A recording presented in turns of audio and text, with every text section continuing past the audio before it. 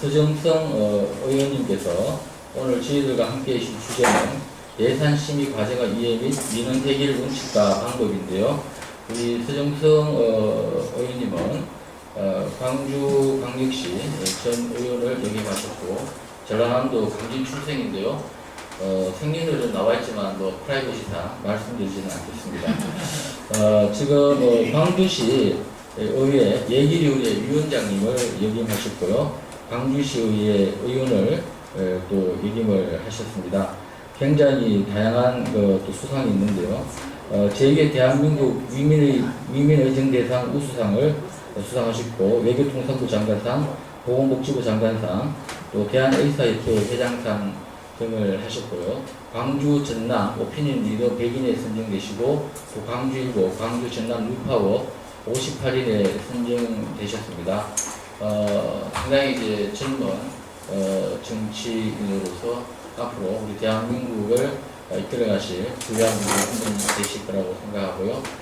마지막 소개는 이분이 이제 사실은 안과 전문의 출신입니다. 그래서 의학 박사이고 그렇습니다. 저랑은 개인적으로 저는 잘한다고 생각하는데 일단 우리 서정성 의원님 큰 박수로 모시겠습니다. 네.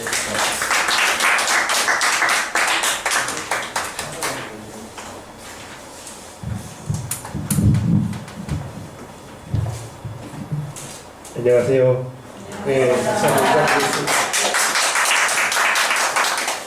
제가 이렇게 초대를 받고 굉장히 고민 많이 했습니다. 무슨 말씀 좀 해드릴 수 있을까. 근데 대구니까 정말 오고 싶더라고요. 뭔데? 네. 듣기 좋네. 사투리 저도 좀 이해해 주시고요. 나중에 시골에서 커가지고. 너무 듣기 좋아요. 네. 전부 초선이시죠? 맞습니다. 삼선 재선. 아, 그러십니까. 죄송합니다. 그럼 완전 뻔데기 앞에서 뭐 주름 잡는 건데요. 네. 저는 안과, 금방 소개받았듯이 안과에서 안과 병원을 하고 있었고요.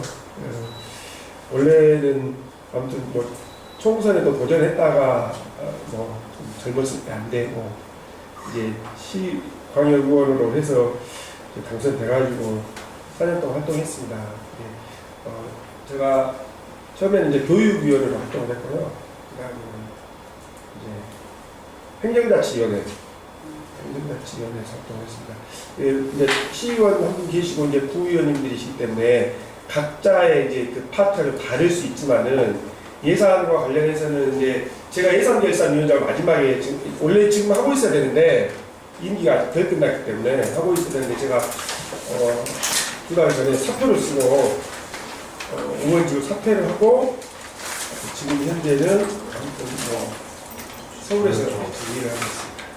이런 말투를 가지고 우리 안철수 대표님, 우리 새정치민주연합의 대표님 지금 보좌관으로 좀 활동을 하고 있는데요. 아무튼 다시 한번 일단 축하를 드리고 시작하도록 하겠습니다. 워낙 활동을 하셨기 때문에 잠깐만요. 제가 이거 슬라이드를 좀 보면서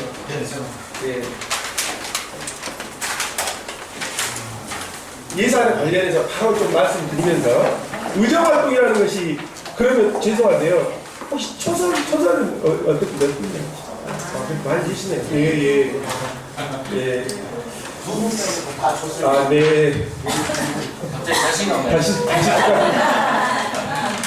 아니, 의정활동이라는 것이 뭐 있겠습니까?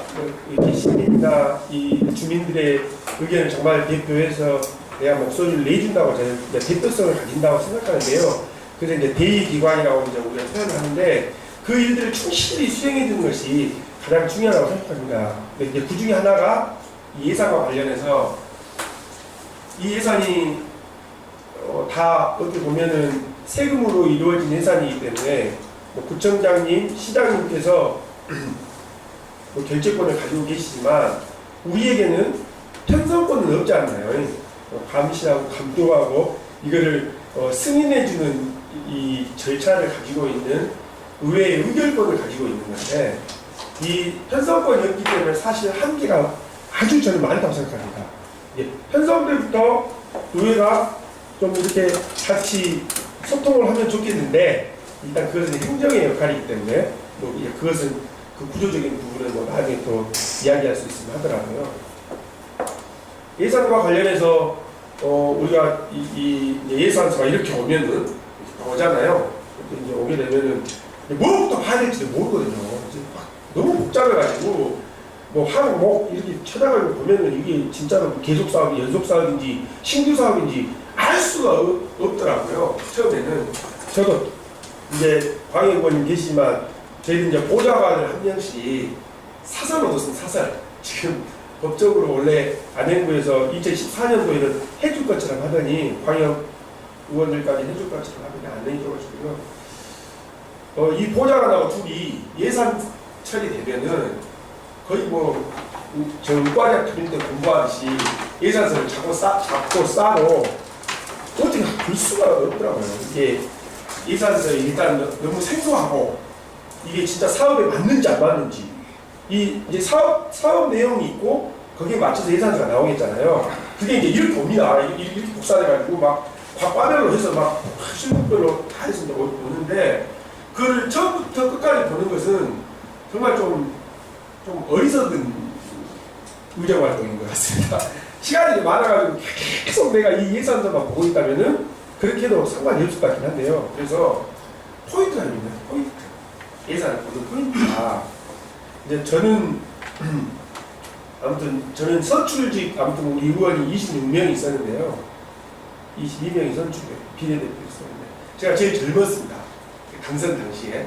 그래도 여러 가지 일들은 막 액티브하게 막 활동을 하고 막 이것저것 막 이것도 해보고 저것도 해보고 막 했는데 제가 첫 번째 이제 조례도 좀 있으신데 제가 저자랑 좀 하자면은 첫 조례가 제가 제일 먼저 만들었던 의원이 되자마자 만들었던 이게 입법 활동을 또 해야 되니까요.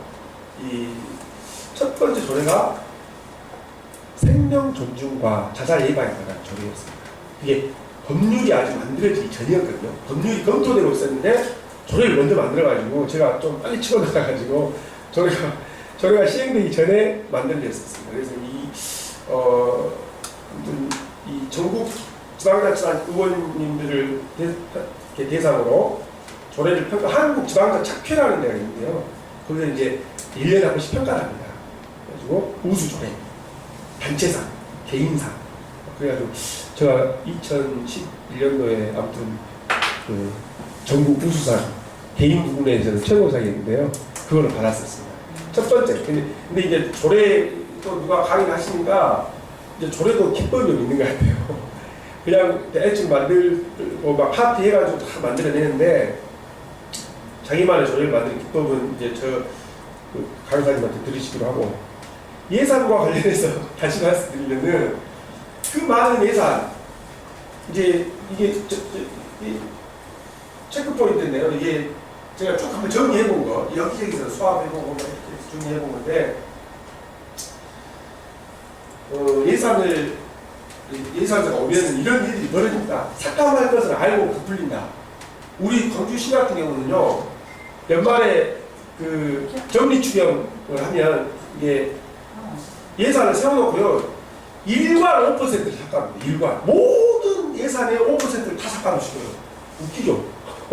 일단 전략을 해야 된다고 해가지고 예산을 이렇게 세워놓고 마지막에 5%를 다 삭감시키면서 우리는 예산 절감을 해서 예산 절었다 뭐 이렇게 아무튼 보여주기식 또는 어떤 사업 예산이 생긴다, 새로운 사업이 생긴다 그러면 삭감 당할 것을 알고 부풀립니다.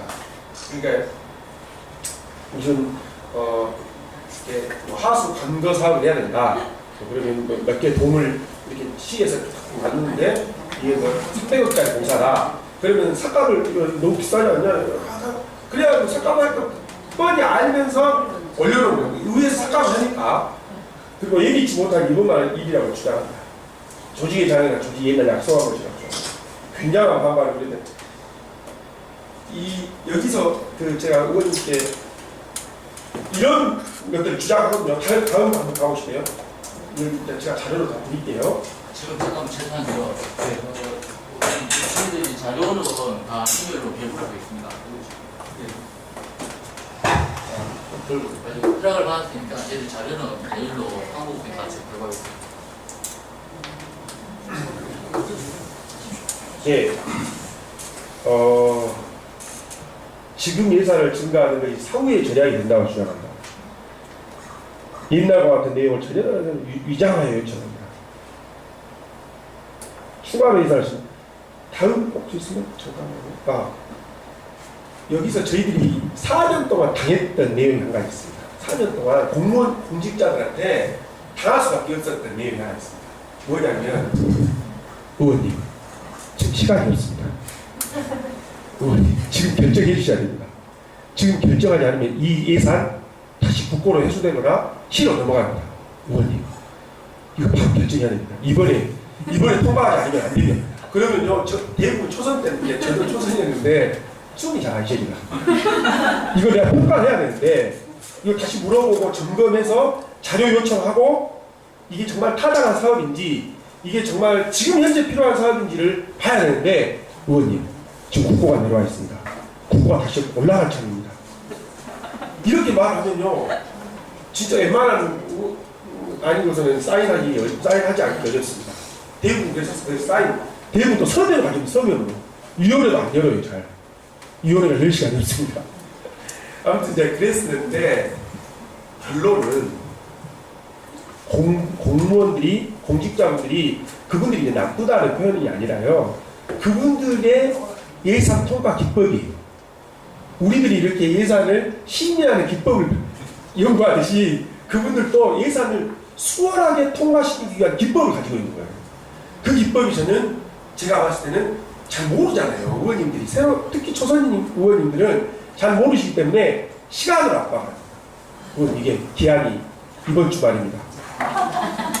이렇게 하면요 위원회에서 여러 가지 어떻게 뭘 이렇게 점검할 시간이 자료 요청하면 하루 이틀 걸려버리니까 또 공무원들도 잘 안 주시거든요. 이거 세부 내용 갖다 주세요. 그러면 보통 자료 요청하면은 한 장, 두 장으로 딱 무슨 사업, 개혁, 예산 얼마, 목적 이게 딱 한두 장으로 가져옵니다. 그래서 이게 무슨 내용입니까? 세부 내용을 다 주세요. 그래가지고 하나하나 이게 아무튼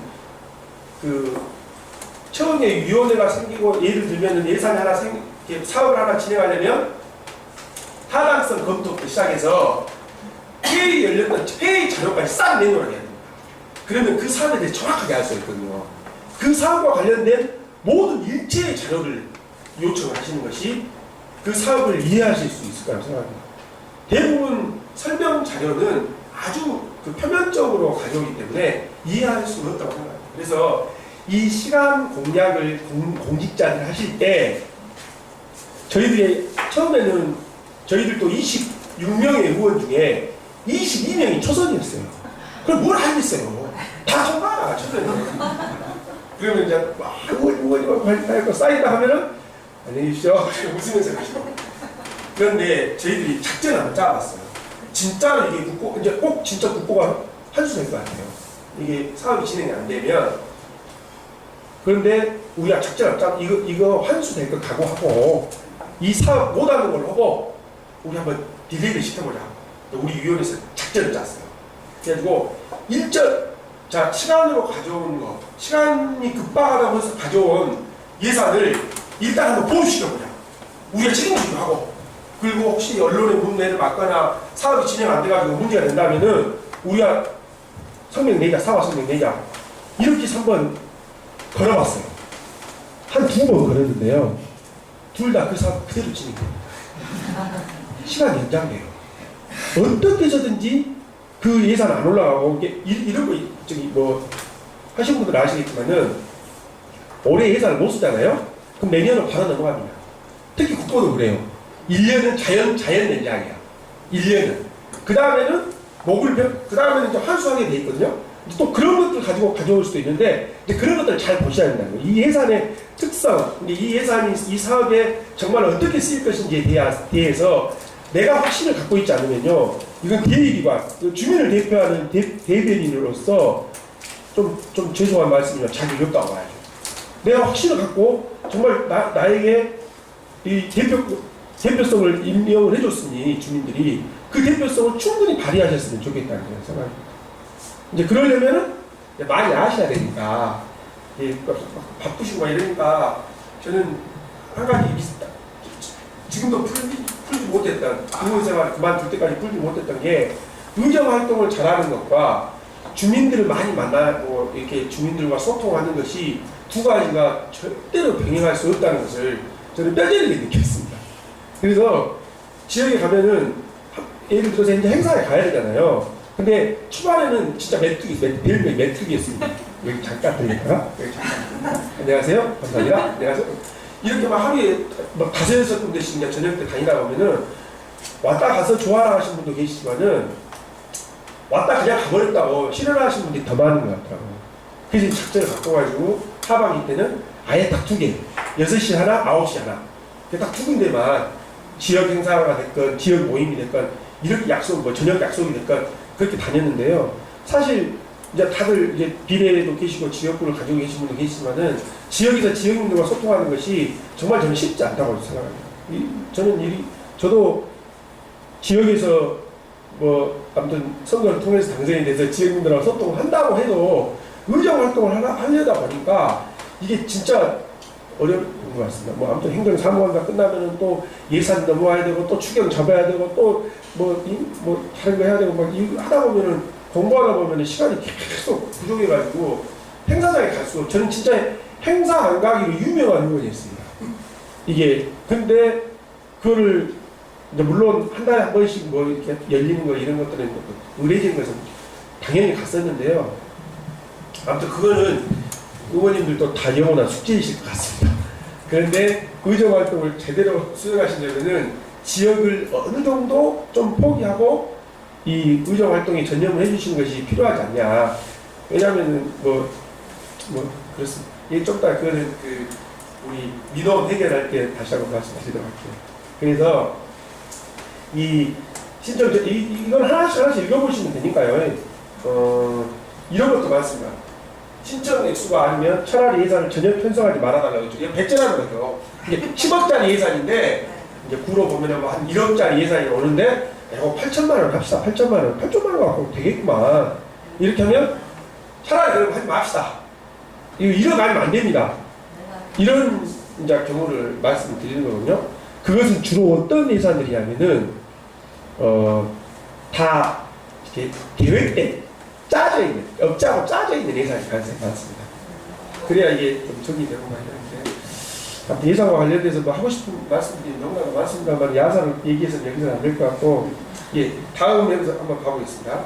그래서 금방 이걸 또 우리가 이야기로만 해서는 안 되니까 이제 검토 사항인데요. 소관 부서의 정책 현안을 파악한다. 이게 굉장히 좀 중요할 것 같습니다. 이 어떤 정책을 펼치면서 이 부서에서 예산을 편성하는지를 알아야 되기 때문에요. 그래서 그러면서 예산 요구사항을 파악합니다. 그래서 집중 검토 항목과 중요 예산 항목을 선정한다. 시기, 단가, 물량에 주목한다. 균형과 비례 감각 이래서 안 된다. 예산은 시기의 선택, 단가, 물량에 주목을 해야 됩니다. 제가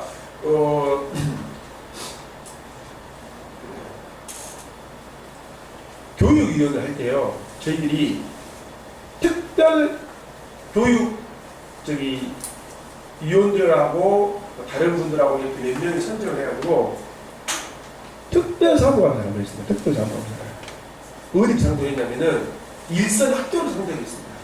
일선 학교를 상대했고 우리가 2천만 원, 이제 그 당시에 2천만 원 이하면은 수익 계약이 가능한데 2,999만 원, 1,998만 원짜리 수익 계약이 어마어마하게 많다는 것을 우리가 알고 이거를 이제 전수조사까지는 못했는데요. 이 샘플링을 해가지고 초, 중, 고 이렇게 한번 광주광역시 전체를 한번 훑었습니다. 난리가 나죠, 난리가. 그럴 때 이제 저희들이 이 시기 선택 단가 물량, 대부분 단가 물량이잖아요. 학교에서 그 연산홍이나 꽃 있잖아요, 꽃을 심는데 단가가 한 1,500원, 뭐 예를 들면 2,000원 이렇게 합니다. 그런데 인터넷으로 딱 연산홍 꽃 치잖아요? 그럼 1,100원이야, 단가가. 근데 학교에서 납품받은 건 1,500원, 2,000원씩 납품을 받은 거예요. 똑같이 뭐 3년생, 4년생 막 이렇게 있잖아요. 그러면 우리가 이제 막 이 노트북 놓고 이 이제 교육위원회였습니까? 그 우리 교육청 관계자들하고 학교 일선학교 교장 선생님들하고 아주 한 달여 걸쳐서 아주 실갱이를 한번 한 적이 있었는데 그런 것들을 보면은 이 예산이 적절한지 안 적절한지 여기에 대해서 알려면 이 정책 현황, 이 사업 내용 이거를 제대로 파악을 하셔야 된다는 것을 다시 말씀드리고요. 다음 슬라이드 보죠. 이 증가 요인에 예산은 무조건 연속사, 뭐 3년, 4년 사업이면은 예산은 증가하게 돼 있겠잖아요. 이게 뭐 어떤 이유를 대서라도 예산이 증가하게 돼 있습니다. 근데 증가 요인에 배후에 숨어있는 습관 요인을 또 다시 찾아야 되는데 사업의 계속성에 관한 의문을 늘 제기합니다. 또 광주 같은 경우는 광주 폴리라고 해가지고요. 이 조형물을 광주 시내 전체에 다 예술성을 갖추기 위해서 큰 이렇게 뭐 그 사람들 번화가 있는 한복판에다가 버스 승강장에다가 뭐 이렇게 또 좀 뭐 지하철 역사 있는 쪽이다 이렇게 조형물 하나씩 이렇게 크게 해서 하는 그 폴리 사업이 있었거든요.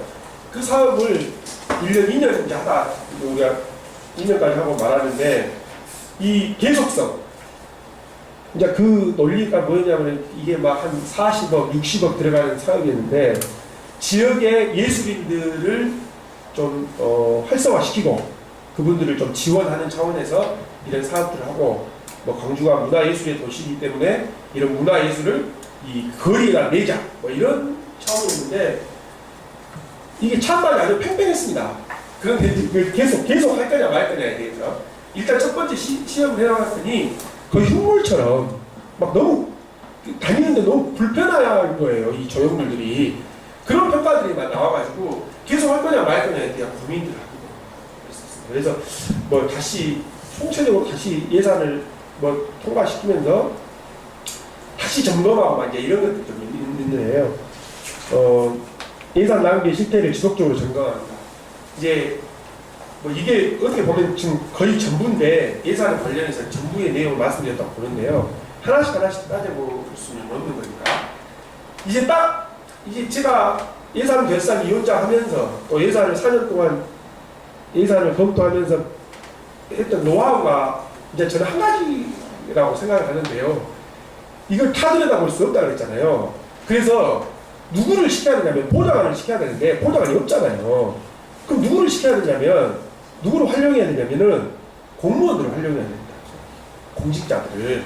그래서 해당 부서가 있다. 그러면 이 부서가 이렇게 예산을 가져오잖아요. 그러면 자, 요거 신규 사업하고 이번에 2015년도, 14년도 신규 사업하고 연속 사업하고 분류해서 가져와라.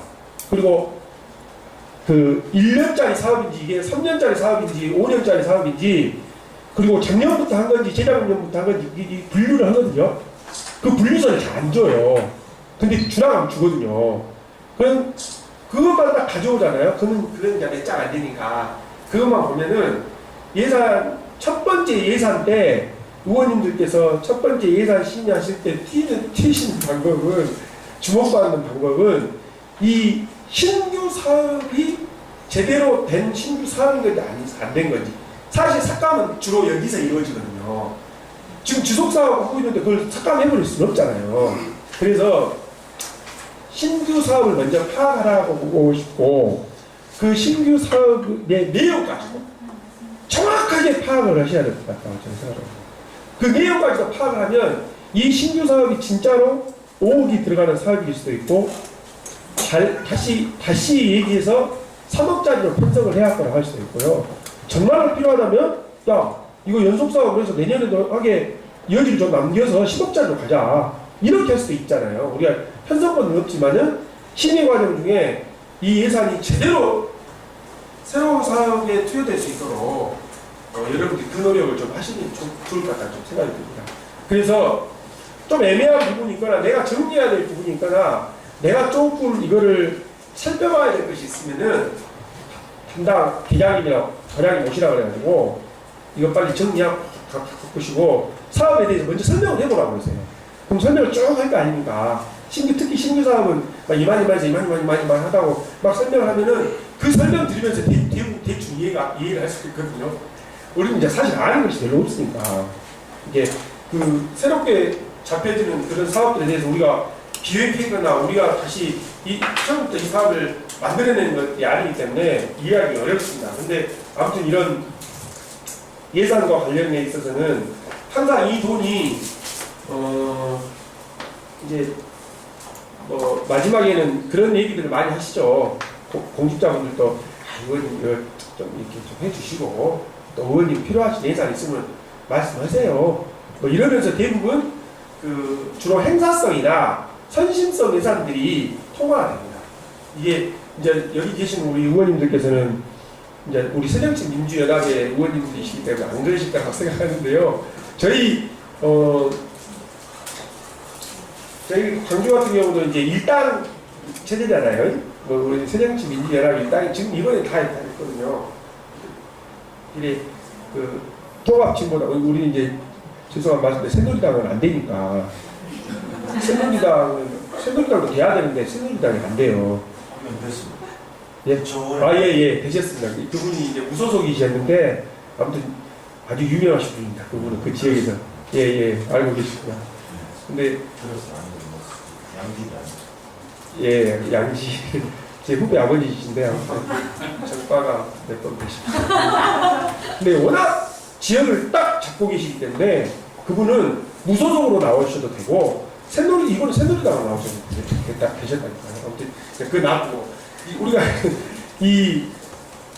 그 견제와 감시의 기능을 해야 되기 때문에 저는 새정치민주연합의 그 대표이신 의원님들께서 이 대구에서는 굉장히 중요한 역할을 하실 거라 저는 정말 믿어 의심치 않는데요. 그러기 위해서는 정말 제대로 된 그 의정 활동을 펼쳐주실 걸 확신합니다. 그런데 이제 우리 시의원님 계시고 대구의 생기는 제가 다는 모르겠지만 좀 비슷할 거예요. 의회가 다 비슷하겠잖아요. 제가 예산위원장 하면서 전국 예산결산위원장 모임을 만들었다니까요. 그래가지고 막 제주도부터 다 모여가지고 우리는 이렇게 하고 저렇게 하고 막 이게 대구도 그때 오셨었는데 주로 그 정말 불편한 예산, 불편한 진실 이 집행부에서는 꼭 하고 싶은데 이거 정말 공약 사업이거나 정말 주민들에게 시민들에게 별로 필요 없는 우리 국민들에게 별로 큰 도움이 될 것 같지 않은 행사 뭐 이런 예산들을 통과시킬 때는 직접 1번이 부르죠.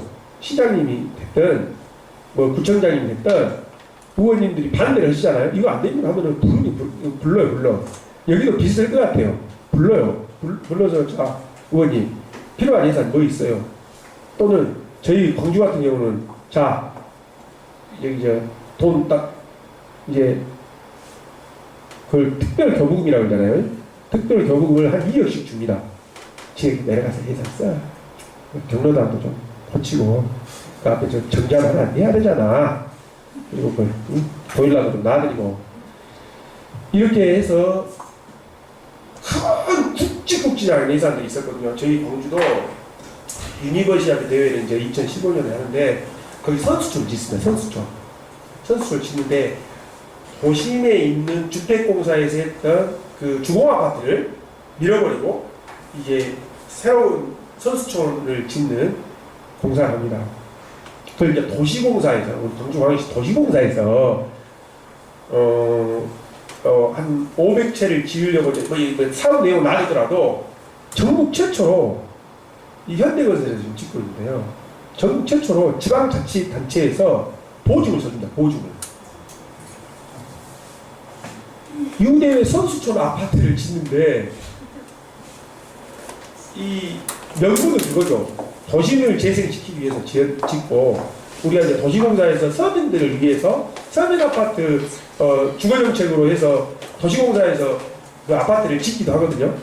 그래서 그 도시공사 예산까지도 투여를 해가지고 서민들을 위해서 아파트를 지어야 되고 도심을 재생시켜야 되고 이렇게 하면서 그 선수촌 아파트를 아무튼 현대건설 특혜를 줘가지고 하는데 이걸 통과 되겠어요? 저 같은 부도 있는데 통과 잘 안 되겠잖아요. 그래서 26명 의원들 전체를 상대로 난리가 났습니다. 그때 그게 이제 한 2년 전 일인데요. 그럴 때 주로 이용을 합니다. 시장님이 직접 전화해가지고 그 방에서 만나서 이렇게 막 하십니다. 그래가지고 제가 그 본회의장에 가가지고 딱 마이크 잡고 이쪽 시장님들 공직자 다 이제 이쪽 교육직 다 지키시잖아요. 제가 이 발언을 딱 해가지고 시장님 개인적으로 의원들한테 전화해서 그런 일들을 동의 구하지 마시라고. 제가 아무튼 본회의장에서 한번 질러냈습니다. 그때는 전화하지 말라고 이제 개인 의원들한테 다 전화했거든요. 그냥 다 만나자고. 근데 그 문제가 있었던 사람인데 그 사업을 내가 완강을 할 게 아니라 그렇게 일본들과 시장님들과 국정장님들은 사업을 통과시키기 위해서는 이제 그렇게라도 하시니까. 근데 이제 그것이 또 필요한 사업일 수도 있는데요. 아무튼 그렇게 해가지고 전화하지 말라고 막 해갖고 회의가 딱 끝나고 나니까 바로 다시 전화하고 살라! 막 또 생기시더라고요. 아무튼 이제 그런 일도 있고 그랬는데 이 예산과 관련해서 그 의원님들의 책임감은 주민들은 사실 잘 모르잖아요. 이제 이러면서 의원님들이 뭐 당신 사업도 좀 하시기도 하고 또 적절한 공직자와의 이 이렇게 균형을 좀 맞춰 가시면서 이제 밀고 당기고 잘 하면서 이제 의정 활동을 잘 하시는 분들이 좀 계시긴 한데 이제 이제 궁극적으로 다시 우리가 초심으로 돌아가 보면은 이게 아무 권한이 없는 것 같지만 저는 굉장히 막강한 권한이라고 생각하거든요. 이건 구가 됐건 시가 됐건 이 행정을 감사하고 이 예산을 의결해 주는 것이 저는 어마어마한 권한이라고 생각합니다. 근데 이 권한을 여러분들께서 정말 국민과 우리 시민들을 위해서 사용하실 거라고 확신을 하는데요. 그 사명감을 꼭 가지고 지내셨으면 좋겠다는 한 번씩 깜빡깜빡 이제 잊어버릴 때가 있을 것 같기도 하고 그러니까 그 말씀을 다시 한번 감히 한번 드려보고 싶습니다. 이제 예산 낭비의 유형을 한번 봐볼게요. 예산 낭비. 어떤 예산 낭비의 유형이냐? 다음 장면 해주세요.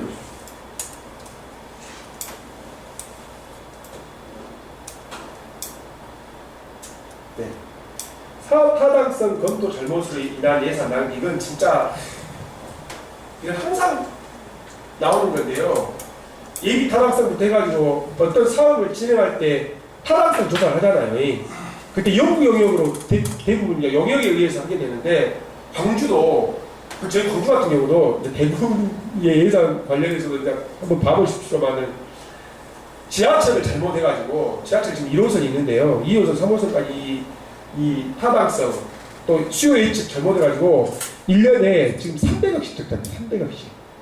그리고 제2순환도로 맥쿼리 아시잖아요. 맥쿼리 그 자본 제2순환도로가 있는데 거기서도 한 300억. 버스 중공영제를 했거든요. 거기서도 한 300억. 매년 그냥 한 900억이 아무 사업도 못하는데 그 사업을 하나 잘못 실시해 놓은 것만으로 사업이 지금 900억씩 나가고 있습니다.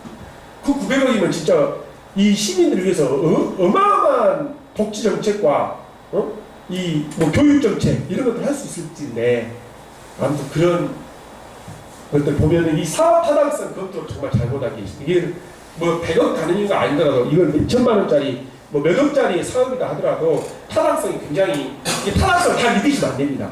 타당성은 구에서 영역을 주고 시에서 영역을 주기 때문에 이거는 딱 분리에 맞춰가지고 영역을 해야 합니다. 정말 조심하셔야 되고 중복도는 과잉 투자 이건 중복되는 거 안 되는지도 잘 보셔야 되거든요. 틀림없이 이쪽이 시내에 있는데 이쪽 두 개가 가 있고 또 예산이 중복되게 예산을 편성해 갖고 온다니까 말만 살짝 바꿔 그 사업 내용 들어보면은 똑같은 사업하고 있는 거야. 그런 경우가 있습니다. 그러니까 특히 신규 사업할 때 잘 보십시오. 신규 사업할 때 사업 내용을 정확하게 이해를 해야 이 예산이 얼마 들어가겠구나, 이 예산이 이 정도면 적정하겠구나, 줄이랑 해도 되겠구나. 진짜 가장 자존심 상한 말이요. 의원님은 거기에 대해서 이제 좀 잘 모르시겠지만 이거 완전 무시하는 발언이거든요. 네가 뭘 알아? 우리가 다 아는데 이 의원님 아주 정중하게 의원님은 거기에 대해서 조금 더 살펴보셔야 되겠지만 이 말을 하거든요. 이 말을 공직자가 나오는 순간 여기 공직자 탄핵에서 잡아먹어야 됩니다. 그렇지 않으면 4년 내내 뽑힙니다. 그런 분들이 몇 분 계시거든요. 특히 이제 딱 그렇게 의원님들 아무튼 좀 살짝 건들면서 이렇게 본인을 딱 지켜 세우고 잘 모르니까 이건 해야 된다는 식으로 가시는 분들이 계십니다. 그렇기 때문에 뭐니 해도 실력이 있으면 되는 거잖아요. 내가 이 사업을 정확하게 이해하고 있고 단가 이런 것들을 사실 공직자들한테 물어보기도 하지만은 실제로 사업한 사람들한테 야 이 정도면 얼마 정도 하겠냐 이렇게 물어볼 수도 있고요.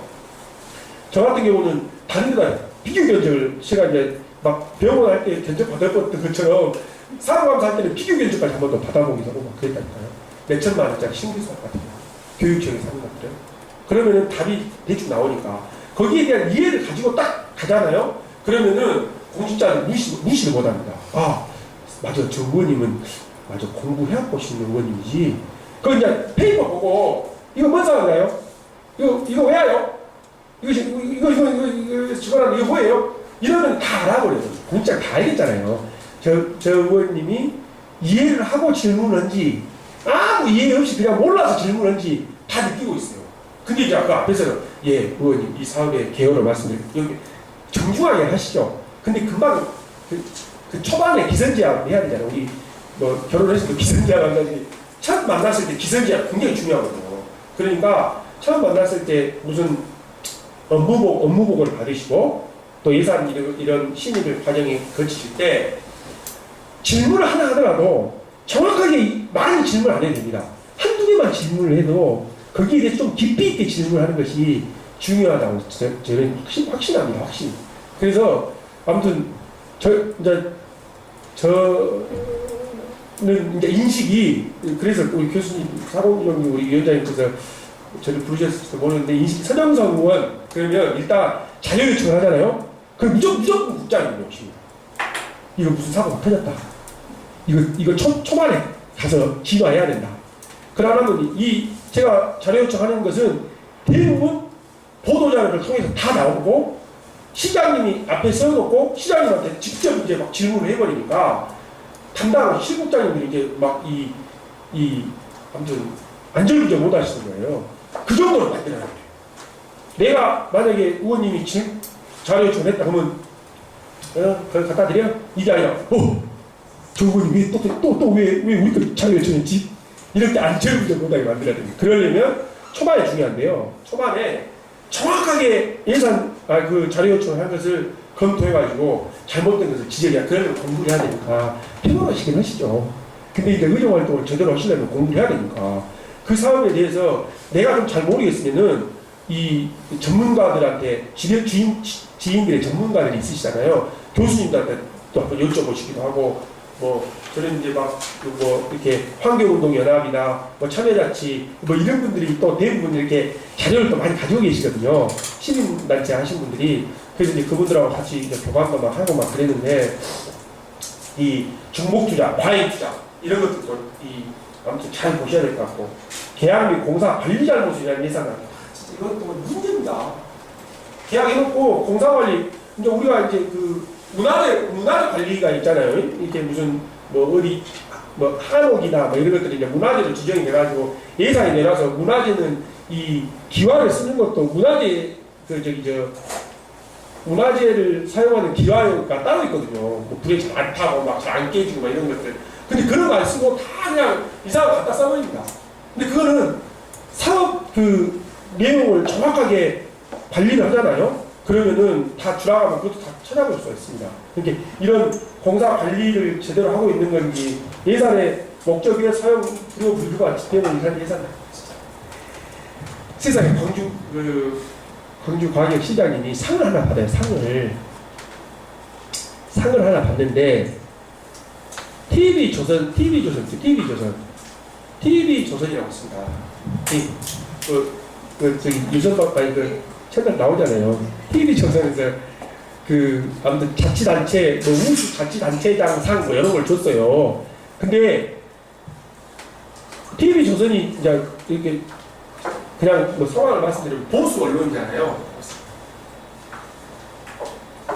그래서 5.18에 대해서 막 따고 폄하시키고 막 이제 이런 수 있었겠잖아요. 그래서 광주는 굉장히 그게 대해서 좀 민주 인권에 좀 민감하거든요. 그래서 이 보수 언론에 대해서 정말 그렇게 하지 마라. 그리고 보수 농객들이나 뭐 인터넷상에서 이렇게 누가 그런 일들을 하면 그런 말들을 하면은 막 법적으로 대응하고 막 그러거든요. 그런데 그 시장이 그 상을 받아본 거예요. 그냥 뭐 상을 받은 게 상을 받은 건 어떻게 보면 좋은 거잖아요. 우리 보수 언론이 됐건 진보 언론이 됐건 상은 일단 좋은 거잖아요. 그런데 예산을 봤더니 세상에 이쪽에서 1,100만 원, 이쪽 대변인실에서 1,100만 원, 산업건설위원회에서 1,100만 원 하고 2,200만 원 갖다 냈더라니까. 2,200만 원을 주고 상을 받아온 거예요. 물론 홍보죠, 홍보성 예산으로 그 TV 조선에다가 광주광역시를 홍보한다는 입장은 홍보비로 지출한 건데 이건 없던 예산을 그냥 갖다 준 거예요. 예산에서 없는 내용을 나중에 알았죠, 나중에. 그래가지고 아무튼 그 제가 상 반납하라고 또 한 번 또 했어요. 언론에 다 나와 있어요. 아무튼 그런 일들이 비일비재합니다. 왜냐하면 잘 모르니까. 그리고 특히 신학구나 홍보성 예산이 있거든요. 그 홍보성 예산은 정말 찾기가 어렵습니다. 각 시국에 깔아져 있기 때문에 이 풀비라고 해가지고 정말 찾기가 좀 쉽지 않습니다. 그거는 자세히 들여다보고 특히 홍보 이게 그 예산을 찾기 위해서는 결산 본거 있잖아요. 작년 결산 2013년 결산 본거 있기 때문에 2013년 거 결산 본거를 먼저 한번 봐보십시오. 그러면 결산서에가 아 이런 결산들을 했구나 이렇게 보면서 그 결산 내용을 보면은 예산을 또 우리가 예측할 수가 있으니까 다음 년도 예측할 수 있으니까 네, 그렇습니다. 그 다음에 국고보조금 및 출연금 관리 다음 슬라이드 보십시오. 10대 유행이니까 기금, 선심성, 과실성 진짜 불안 국고 및 소급적 관리 공무원의 도덕적 해임 및 부정으로 인한 예산 낭비 이건 진짜 저는 항상 저기 사인 하나 하면은 과장님 국장님한테 국장님 돈이라면은 예산이라면은 여기에 사인 자신 있게 하실 수 있겠어요? 한 번씩 여쭤봤어요. 아니 진짜 국장 사인 하시면 저도 할게요. 특히 아까 말씀하신 그 유대회는 어마어마하게 시가 그 아주 불공정한 계약이었거든요. 우리가 이제 그 철거를 하잖아요. 그 철거를 했을 때도 철거가 만약 안 돼가지고 비용이 많이 발생하면 시가 해주겠다. 그리고 분양을 했는데 분양이 잘 안 되면 10%는 시가 사주겠다. 막 예를 들면 이런 아주 좀 진짜 불공정한 계약이 있었어요. 근데 제가 그래가지고 그 국장님이랑 다 유대회 지원 국장님 진짜 국장님이 지금 국장님 집을 짓는다고 한다면 이런 계약 하겠습니까? 이렇게 보증 서주시겠습니까? 그런 얘기들 많이 하는데 이 공직자들에게도 인간적으로 진짜로 이거 당신 우리도 이런 생각 한번 해봅시다. 이렇게 하면서 접근하면은 그러니까요. 저도 시켜서 했는데 이것이 좀 많긴 해요. 이렇게 하는 경우가 있습니다. 그러면 어디서 절감할 수 있을지 한번 얘기 한번 해봅시다. 그리고 이 예산은 그대로 가고 이 예산은 그럼 조금 삭감합시다. 그러면 그냥 그분들이 다 잘 알기 때문에 그리고 마지노선은 우리가 정하기 어렵잖아요. 사실 1억짜리 예산인데 이거 5천만 원만 들여서 한다면 아니 뭐 사업을 반토만 하라는 것입니까? 근데 사실 5천만 원 가지고도 할 수 있는 사업이 될 수가 있으니까 그러면 그쪽으로 사업을 조금 변경하도록 하시죠. 이렇게 나올 수 있는 거니까 그런 것도 이제 기법이니까요. 인간적으로 할 때도 있어야 되고 뜻으로 펼 때도 있어야 되고 그런다고 생각해요. 다음 슬라이드. 예산 낭비 원인 다시 다음 슬라이드 주시고는 뭐 10대 중점 차원상인데요. 이거는 한번 좀 나중에 자료를 드릴 테니까 한번 읽어보십시오. 다음. 사실 이제 아무튼 관행적으로 전년도 대비 증액 방식으로 해달 거나 당초목과 담력을 생각하면 진짜 하나하나 하고 싶은 말씀 많습니다. 그 다음에 예산 낭비 이제 수의계약의 적법성과 적정성인데요. 이게 굉장히 중요합니다. 수의계약이 대부분 수의계약으로 문제가 일어나기 때문에 수의계약을 잘 살펴보실 필요가 있을 것 같습니다. 경쟁 입찰제도 이것도 진짜 아무튼 업무 추진비 집행의 투명성 개력 업무 추진비는 될 수 있습니다. 안 건드는 것이 상내인데요. 업무 추진비 한번 봅시다. 이 말만 해도 성질냅니다. 이 말만 해도 이게 막 갑자기 막 머리 아프려고 막 업무 추진비가 어떻게 되죠? 업무 추진은 통상적으로 잘 안, 이게 자료 내용을 안 봤거든요. 그 예의라고. 이게 이제 의원님들도 마찬가지예요. 의원님들 이제 의장님도 되시고, 이제 여기서 의장님 되시기는 어렵겠지만, 우리가 다수당이 아니어서.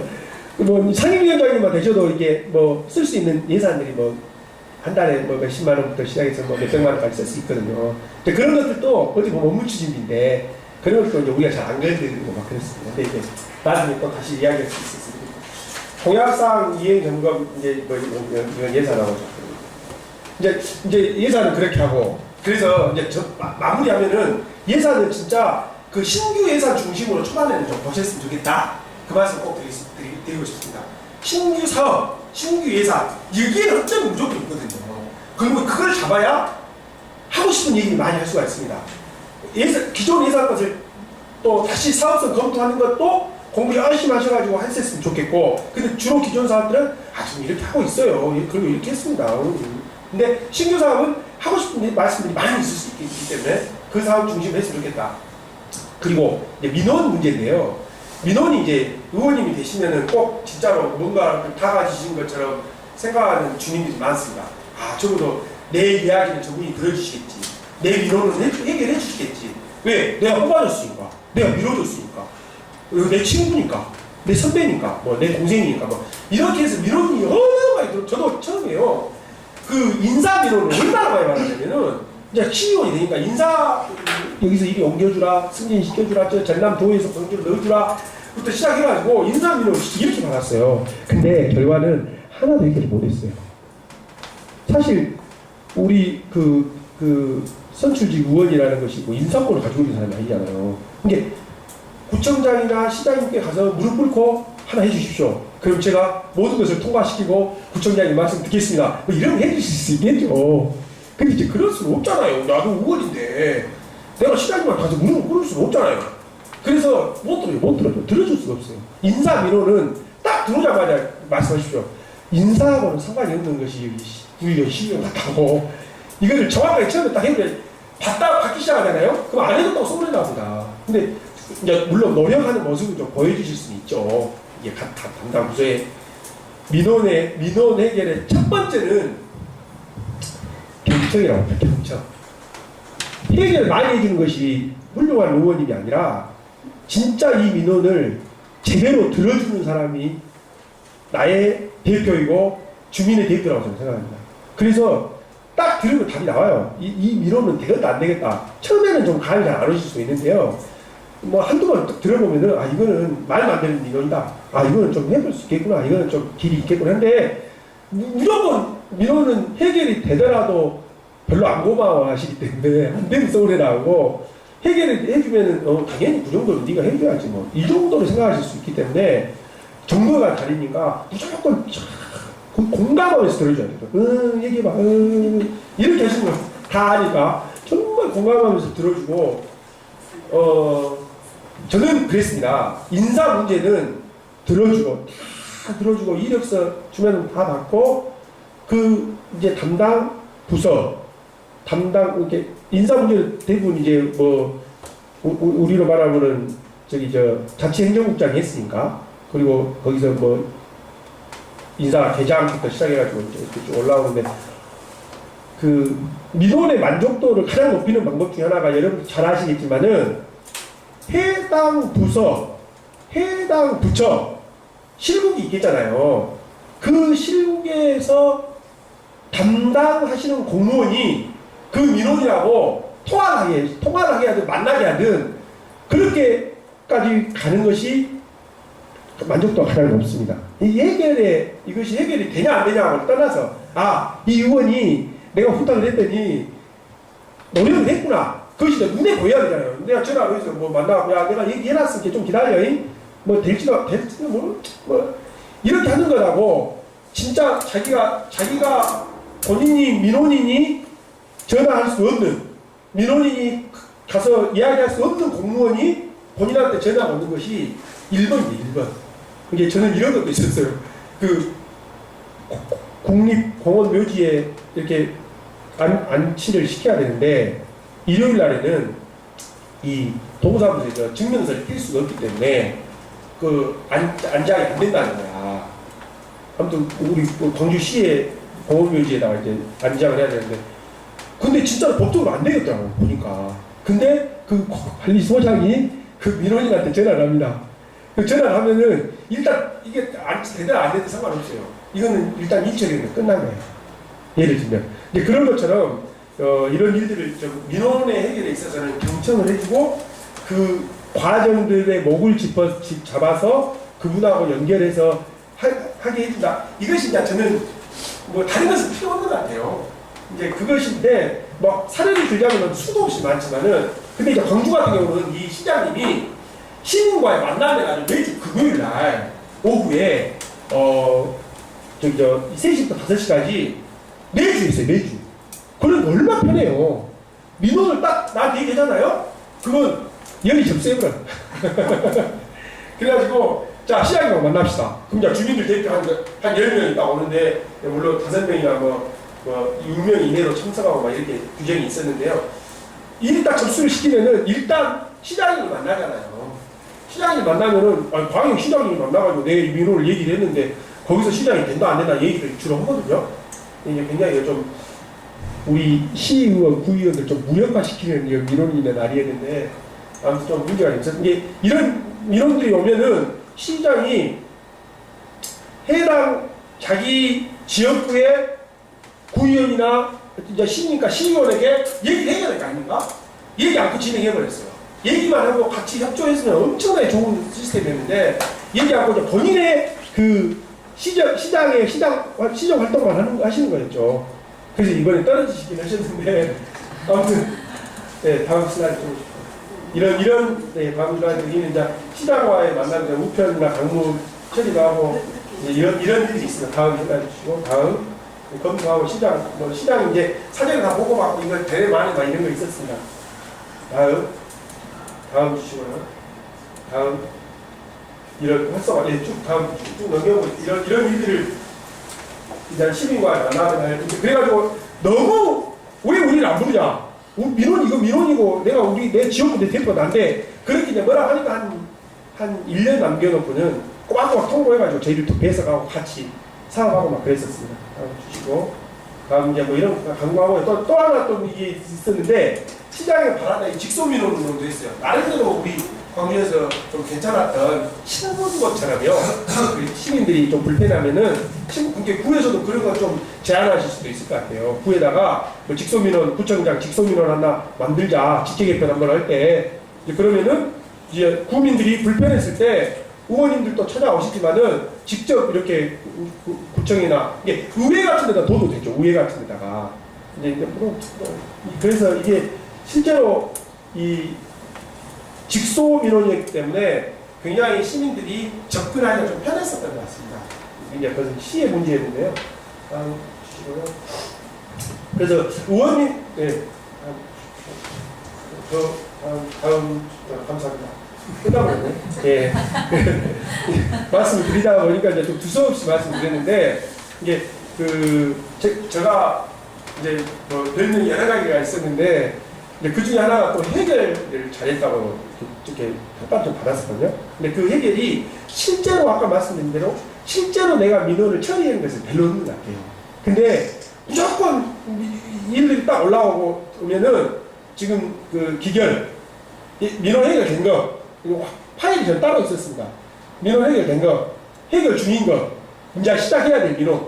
이렇게 딱 나눠가지고, 보다한테 날마다 체크하라 했어요. 그 일일 점검 사용 내용이에요. 일일 점검 내용이에요. 그래가지고 맨날 체크를 해가지고 진행 상황, 그리고 조금씩 진행되면은 한 번씩 전화해서 또는 문자에 알려드리고, 이제 주로 친한 사람들이 민원이기 때문에, 이제 그 진행 과정도 좀 궁금해라 하잖아요. 이번에 세월호 갔을 때도 이 구조 작업 경과를 알 수가 없으니까 화가 나는 것처럼 민원인들도 내가 민원을 넣어놨는데 이 진행이 어떻게 되고 있는지에 대한 굉장히 궁금한 게 있으니까 아까 말씀드린 그 공직자를 잘 어떻게 보면 활용하시는 것이 좀 필요할 것 같고, 내가 공부를 또 많이 해서 직접 능력을 좀 키우는 게 좀 필요하지 않을까 이런 생각도 좀 가져봤습니다. 네, 그래서 말씀드렸는데 여기까지 하고 또 궁금하신 게 있으면 또 질문 받도록 하겠습니다.